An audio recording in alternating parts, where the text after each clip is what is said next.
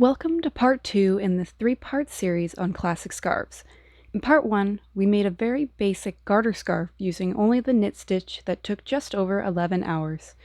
In this video, we're going to add purl stitches to the design to make it a bit more complex. I will be using what is called the seed stitch, which creates small little seeds on the scarf. I will also clean up my edges to give the final project a more polished look. As in the previous video, I will be casting on 50 stitches using the Arcylic HiMalaya yarn in medium weight on my 4.5mm needles. At the end, we will look at all the differences there were in the time and length compared to the first scarf.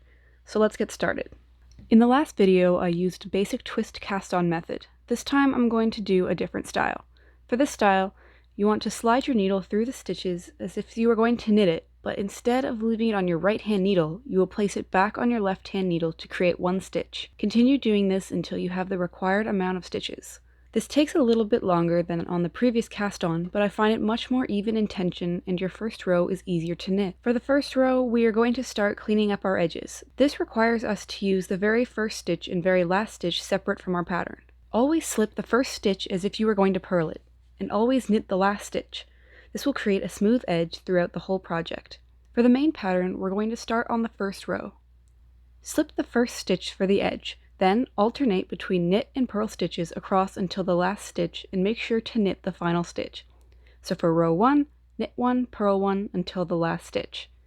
Now this gets a little bit more complicated. If you had cast on an odd number of stitches, for example 49 instead of 50, you would repeat this for every row. But since I have an even 50, we have to alternate between knit 1, purl 1, and purl 1, knit 1 to make the pattern work. I will leave a link down in the description to a video that describes this better. We want to continue this pattern until we've reached the end of the first ball. Like in the previous scarf, we want to leave a tail to weave in later, as well as when we start the next ball. Then we continue the pattern until we have only enough yarn left for one more row.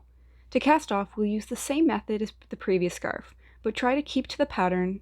Slip the first stitch as if to purl, then knit or purl the next stitch according to the pattern. Pass the first stitch over and drop it off.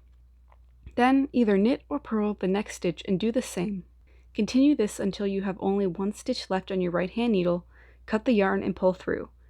Now all that's left to do is weave in the ends and block it. In the end, this scarf took 14 hours to finish, just about 3 hours more than the previous scarf. As I blocked the first scarf, I will also do this one. Before blocking, the scarf measured around 160 centimeters, and after blocking, it measured 180 centimeters. The edges are much more clean, which is a look I personally prefer on my scarves. In the last part of the series, I will be using a cable needle to create a cable scarf.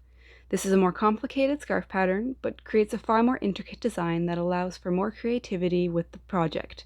Until next time, happy knitting!